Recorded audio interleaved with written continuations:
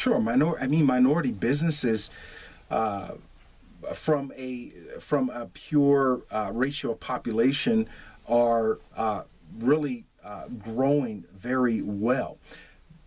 One thing that we are passionate about, certainly because certainly because I am a minority business owner, is that we want to bring tools and services, effective tools and services. We don't just bring services. We only bring results driven services that we've measured ourselves and that we understand are effective. But we basically, a small business development center, that Small Business Development Center TV, one of our heart's desires is to reach as many veteran-owned, women-owned, well, minority women-owned and minority-owned business, Asian-owned businesses, whatever that is, Pacific Islanders, as possible, because we are going to open their eyes just to the sheer tools and just the volume of information and training online 24/7, available anytime, anywhere,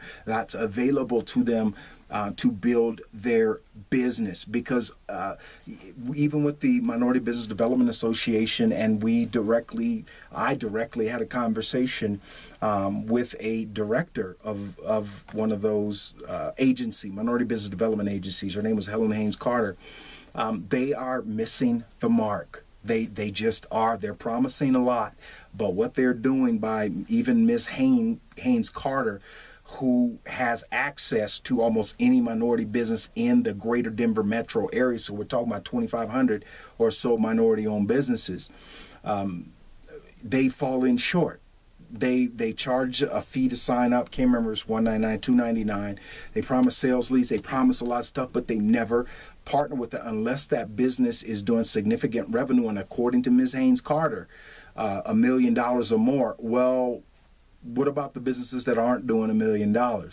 Who's going to bring them tools and services that they can use to build profits? And that's what this is about, building sales leads and building a profitable business. So we are going to present to them, and we present and train them to understand their market from an ethnic standpoint, if that's their business, or even those who are in very competitive market like electricians, minority-owned electrician businesses that are doing $150,000, $200,000 a year.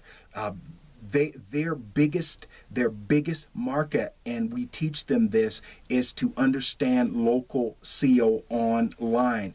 83% of people who now select service providers select them on the internet, and minority-owned businesses, women-owned businesses have to step out of trying to build their personal brands by their company name. What they need to do, and what we teach them to do, is build their business according to search habits people have already formed, more commonly known as SEO, or search engine optimization. To tell you how difficult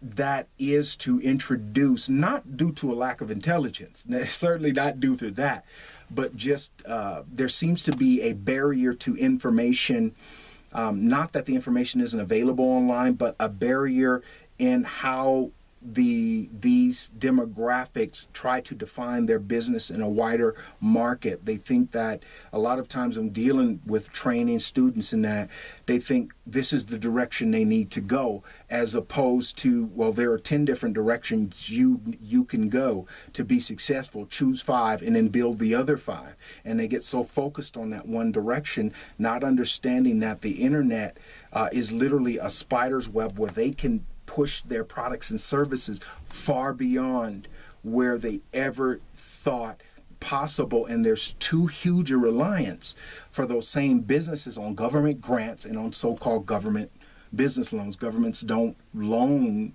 businesses money necessarily. What they do is partner with traditional lending institutions and guarantee those loans. So it's like, okay, if I can't get a loan, my business isn't going to succeed. If I can't get a grant, my business isn't going to succeed. And that's absolutely not the